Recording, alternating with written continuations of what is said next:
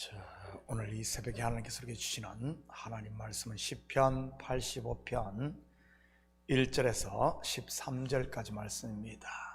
제가 봉독해 올리도록 하겠습니다. 여호와여, 주께서 땅에 은혜를 베푸사 야곱의 포로된 자들이 돌아오게 하셨으며 주의 백성의 죄악을 사하시고 그들의 모든 죄를 덮으셨나이다. 주의 모든 분노를 거두시며 주의 진노를 돌이키셨나이다. 우리 구원의 하나님이여, 우리를 돌이키시고 우리에게 향하신 주의 분노를 거두소서. 주께서 우리에게 영원히 노하시며 대대에 진노하시겠나이까. 주께서 우리를 다시 살리사 주의 백성이 주를 기뻐하도록 하지 아니하시겠나이까. 여호와여, 주의 인자심을 우리에게 보이시며 주의 구원을 우리에게 주소서. 내가 하나님 여호와께서 하실 말씀을 들으니 무릇 그의 백성 그의 성도들에게 화평을 말씀하실 것이라. 그들은 다시 어리석은 대로 돌아가지 말지로다. 진실로 그의 구원이 그를 경외하는 자에게 가까우니 영광이 우리 땅에 머무리로다. 인애와 진리가 같이 만나고 의와 화평이 서로 입맞추었으며 진리는 땅에서 솟아나고 의는 하늘에서 굽어 보도다. 여호와께서 좋은 것을 주시리니 우리 땅이 그 산물을 내리로다. 의가 주의 앞에 앞서가며 주의 길을 닦으리로다. 아멘. 좋은 아침입니다. 본시는 포로 귀환 시대를 그 배경으로 하고 있습니다. 1차 바벨론 포로 귀환을 이끈 사람이 누구입니까? 스룹바벨 총독입니다. 그에게 주어진 미션은요, 성전을 재건하는 일이었습니다. 2차 포로 귀환을 이끈 사람은 학사 에스라입니다. 그의 미션은 백성들에게 율법을 가르치는 일이었고요. 그리고 마지막 3차 포로 귀환은 느헤미야에 의해 이루어집니다. 그에게 주어진 사명은 무너진 예루살렘 성벽을 중건하는 일이었고요. 70년의 포로 생활을 마치고 돌아오는 유다인들, 그들의 기쁨이 얼마나 컸겠습니까? 그때의 즐거움을 노래한 것이 시편 126편인 것이고요. 1절에서 3절까지 한번 보도록 합니다. 여호와께서 시온의 포로를 돌려보내실 때 우리는 꿈꾸는 것 같았도다. 그때 우리 입에는 웃음이 가득하고 우리 혀에는 찬양이 찼었도다. 그때 문나라 가운데서 말하기를 여호와께서 그들을 위하여 큰 일을 행하셨다 하였도다. 여호와께서 우리를 위하여 큰 일을 행하셨으니 우리는 기쁘도다. 그 기쁨이 얼마나 컸으면 꿈꾸는 것 같았다고 했겠습니까? 이 기쁨은 경험해보지 않은 사람은 알 수 없는 그런 기쁨일 것입니다. 그런 기쁨과 감격을 가지고 돌아왔던 1차 포로 귀환자들, 처음에는 그들의 사명을 잘 감당하는 듯 보였습니다. 제단을 쌓아 번제를 드리고 성전의 기초를 놓았으니까요. 그런데 사마리아 사람들의 방해로 인해 어려움을 만나자 어떻게 됩니까? 성전 공사를 중단하게 됩니다. 그것도 16년간이나 말이지. 3차 포로에서 느헤미야와 함께 돌아온 백성들은 단지 52일 만에 성벽 공사를 마칩니다. 그런데 문제는 그 후에 일어나게 됩니다. 바로 이방 여자들을 아내로 삼음으로 하나님께 범죄하는 일 말이지. 여러분, 70년 고생을 했으면 정신을 차릴 만도 하지 않습니까? 그런데 돌아온 백성들은 다시 옛날로 돌아가고 있었던 것입니다. 본시는 그런 안타까운 현실에 직면한 저자의 강구인 것이고요.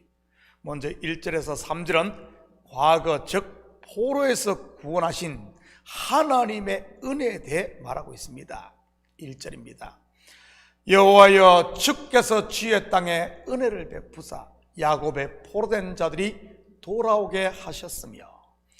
여러분, 유다인들이 어떻게 바벨론 포로에서 돌아오게 되었습니까? 페르시아의 왕 고레스가 바벨론을 무너뜨리고 포로 해방 칙령을 내림으로인 것입니다. 물론 이 일을 계획하시고 고레스의 마음을 움직이시는 이는 하나님인 것이고요. 그렇다면 유다인들이 한 것은요, 아무것도 없습니다. 이것을 성경은 은혜라고 하는 것이고요. 저와 여러분이 죄와 사망의 종에서 해방된 것도 마찬가지로 하나님의 은혜로 된 것임을 잊지 마시기 바랍니다. 이 은혜를 잊는 순간 우리도 옛사람 나로 돌아갈 수 있으니까요. 2절 3절입니다. 주의 백성의 죄악을 사하시고 그들의 모든 죄를 덮으셨나이다. 주의 모든 분노를 거두시며 주의 진노를 돌이키셨나이다. 포로에서 해방되어 돌아온 사람들을 성경은 남은 자라고 부릅니다. 이 남은 자에게 은혜가 임했다는 말은 죄사함을 받았다는 뜻이고요. 이것은 하나님의 은혜를 입은 저와 여러분도 마찬가지인 것입니다. 죄사함과 거듭남 말이지. 죄사함을 받았으니 당연히 더 이상 정죄가 없는 것이고요. 로마서 8장 1절 2절입니다. 그러므로 이제 그리스도 예수 안에 있는 자에게는 결코 정죄함이 없나니 이는 그리스도 예수 안에 있는 생명의 성령의 법이 죄와 사망의 법에서 너를 해방하였습니다. 여러분, 이처럼 죄에서 사함받고 구원을 받았으면 이제는 그 구원을 누려야 하는 것 아니겠습니까? 그 은혜를 마음속 깊이 간직하면서 말이지. 그런데 돌아온 유다인들은 그러지를 못했습니다. 잠시 등 뜨시고 배부르자 바로 옛날로 돌아가려고 했으니까요.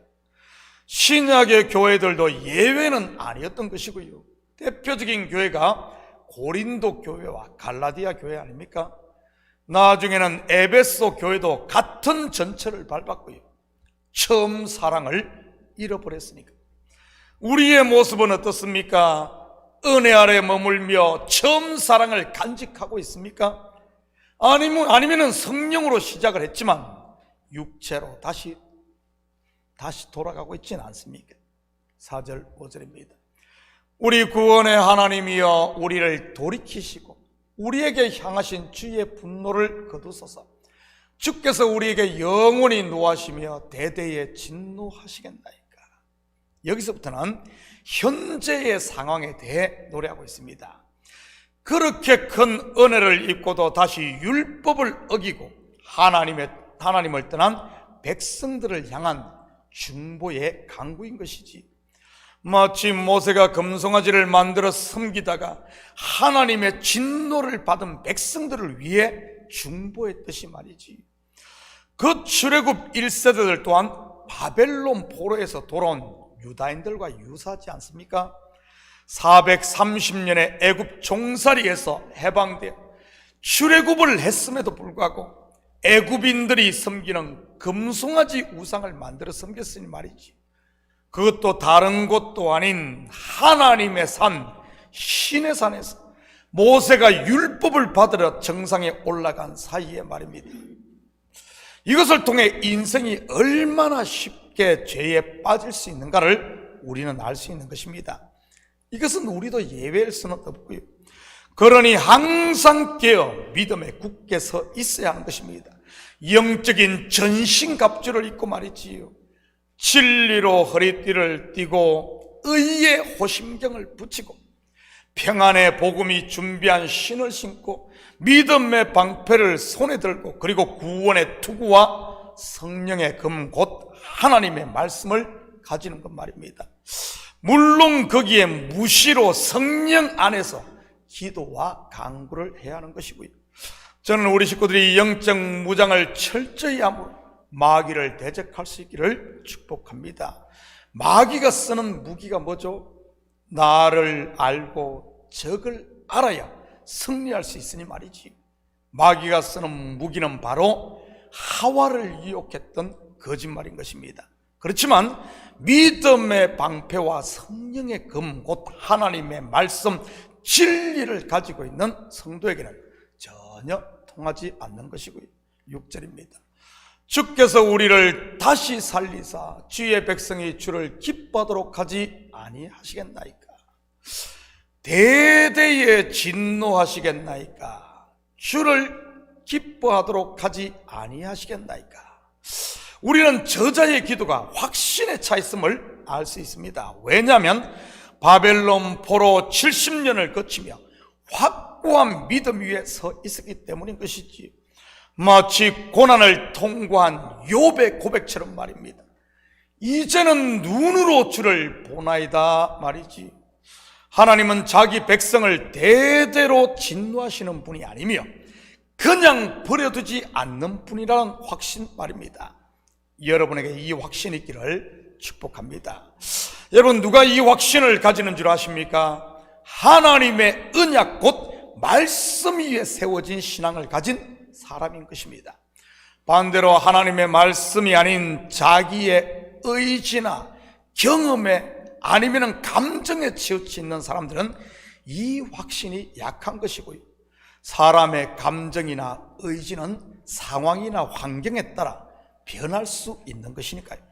저는 우리 식구들이 상황에 따라 왔다 갔다 하는 상대적인 신앙이 아닌 하나님의 말씀과 약속의 기초를 두는 절대적인 신앙을 가질 수 있기를 축복합니다. 그러면 찬송가 가사처럼 세상 소망 다 사라져 가도 주의 사랑은 변치 않음을 보게 될 테니 말이지. 8절입니다. 내가 하나님 여호와께서 하실 말씀을 들으리니 무릇 그의 백성 그의 성도들에게 화평을 말씀하실 것이라. 그들은 다시 어리석은 대로 돌아가지 말지로다. 본절부터는 미래적 소망과 함께 예언적 내용을 내포하고 있습니다. 내가 들으리니, 여러분, 누가 하나님의 말씀을 들을 수 있습니까? 바로 자기를 내려놓은 사람입니다. 마음의 할례를 받고 귀가 열린 사람 말이지. 내 속에 욕심으로 가득 차 있든지 내 속에 내가 너무 많은 사람은 아무리 말을 해도 듣지를 못하는 것입니다. 저는 우리 식구들이 하나님의 말씀을 들을 수 있기를 축복합니다. 듣는 사람, 곧 귀가 열린 사람은 어떤 환경에 처하든 반드시 사는 것이니까요. 심지어 무덤 속에 있다 할지라도 말이지요. 나사로야 나오너라. 예수님께서 말씀하시자 죽었던 나사로가 무덤 밖으로 살아서 나왔으니까요. 내가 내려놓은 즉 부인된 사람에게 주어지는 것이 화평의 말씀 곧 평강인 것이고요. 은혜와 평강 누구에게 하는 인사입니까? 그리스도와 함께 죽고 그와 함께 다시 산 성도들에게 하는 인사 아닙니까? 여러분에게 이 은혜와 평강이 충만하시기를 축복합니다. 9절에서 11절입니다. 진실로 그의 구원이 그를 경외하는 자에게 가까우니 영광이 우리 땅에 머무리리로다. 인애와 진리가 같이 만나고 의와 화평이 서로 입맞췄으며 진리는 땅에서 솟아나고 의는 하늘에서 굽어보도다. 그를 경외하는 자, 바로 하나님을 두려워할 줄 알고 그의 은혜와 평강을 맛본 사람 누굴까요? 바로 성도인 저와 여러분인 것입니다. 인애와 진리가 만나고 의와 화평이 서로 입맞춘 곳이 어디죠? 바로 십자가인 것입니다. 그리스도 안에서 말이지요. 땅과 하늘이 만난 곳도 이 십자가인 것이고요. 예수 말입니다. 그래서 둘이 하나가 된 것이지. 12절 13절입니다. 여호와께서 좋은 것을 주시리니 우리 땅이 그 산물을 내리로다. 의가 주의 앞에 앞서가며 주의 길을 닦으리로다. 여러분, 하나님이 주시는 좋은 것이 뭐죠? 구하라 주실 것이요, 찾으라 찾을 것이요, 문을 두드리라 열릴 것이니 구하는 사람에게 좋은 것을 주시지 않겠느냐? 이 좋은 것이 무엇입니까? 바로 성령인 것입니다. 우리 땅이 그 산물을 내시리니 성도인 우리에게 적용을 하면 바로 성령의 열매가 맺힌다는 말입니다. 사랑과 희락과 화평과 오래 참음과 자비와 양성과 충성과 온유와 절제 말이지. 저는 우리 식구들의 삶에 이 산물이 풍성하기를 축복합니다. 그러면 가는 곳마다 하나님의 살아계심과 그분의 영광이 바로 우리를 통해 드러날 테니 말이지. 사랑하는 성도 여러분, 오늘 하루도 옛날로 돌아가려는 우리의 본성이 속에서 올라올 때 다시 한번 십자가에 못 박음으로 그분이 우리에게 주신 은혜와 평강의 하나님 나라를 누리신, 그러므로 말미암아 이 성령의 열매가 풍성한 이런 오늘도 복된 하루 되기를 예수님의 이름으로 축복합니다. 같이 기도합니다. 사랑의 아버지 하나님, 참으로 감사를 드립니다. 아버지 하나님, 우리의 어리석음을 아시는 주, 70년 포로 생활을 하고 돌아왔음에도 다시 옛날로 돌아가려고 하는 유다인들을 보며 그 모습이 나의 모습은 아닌지 아버지 하나님 우리를 점검케 하시고, 우리 속에 아버지 하나님 다시 아버지 하나님 이런 것들이 요동한다면 믿음의 주요 온전케 하시는 예수를 바라보며 다시 복음 앞에 서는 저희들 되게 도와주시옵소서. 그래야 아버지 하나님, 하나님께서 우리에게 주신 하나님 나라를 마음껏 누리며 아버지 하나님 오늘도 복된 삶이 되게 축복하여 주시옵소서. 감사드리며 예수님의 이름으로 기도드립니다. 아멘.